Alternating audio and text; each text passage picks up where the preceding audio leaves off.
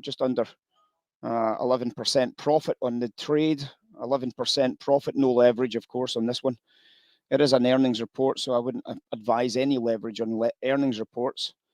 And that's a nice outcome. The only reason that this was a goer for is it wasn't because of the curve, although the curve was neutral. It wasn't bearish, it was neutral.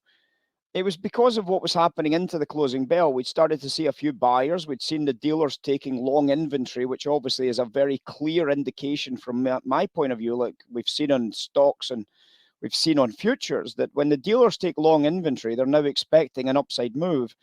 So when the dealers started to take long inventory on this dip going into the closing bell, I was obviously very, very aware of the fact that they were starting to accumulate long inventory at that stage, and I started to join in with that as a process, because that was the only thing that would get me long now, was that long inventory. The takeaway, absolutely brutally brilliant. $10 a win, $10 a share. The other trade we talked about was this morning when we were talking about spreads. We talked about different spreaders. Now, the spreader that stood out for me this morning was Phillips. And we did a little chat about this. We've talked about Phillips before when we talked about the refiner's edge. If you remember when we talked about gold, we talked about Barrick Gold. Remember that conversation? We talked about Barrick and Newmont Mining. So we obviously had these two particular shares, which was Barrick and Newmont. And we had those trades as part of the gold spread. If anybody was interested in gold spreading, of course, they were the stocks that we were going to be using. In terms of the crack spread, the stock we always used was going to be Phillips 66. So obviously, when you look at that as a trade, you can now recognize that we shouted this as a possible short sell. In fact, it wasn't me that shouted it. It was Paul that shouted it before today's cash open. And obviously, you can see that the short sale, if you were able to take advantage of it at the cash open, you see there was a small slither of an opportunity to get some business done at the cash open. You were selling stocks at $123.40, and it's traded $121.20. That's a $2 profit selling Phillips. $2 on $120 short sale. That isn't too bad, is it?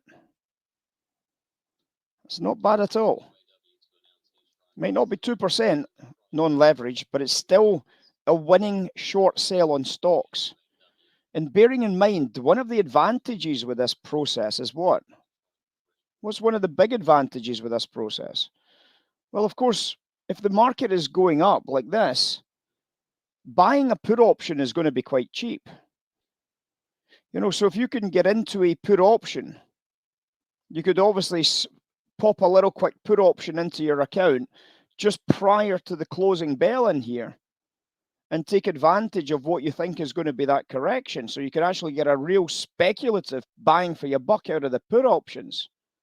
A real speculative bang for your buck. And to fund the put option, you could absolutely sell a call, but there's a lot of brokers that, if you've not got the experience, Paul, they won't let you go short selling calls unless you've got a very, very good relationship with the broker at that stage, yeah? But certainly buying a put option, perfectly reasonable trade. And brilliant outcome, absolutely brilliant outcome.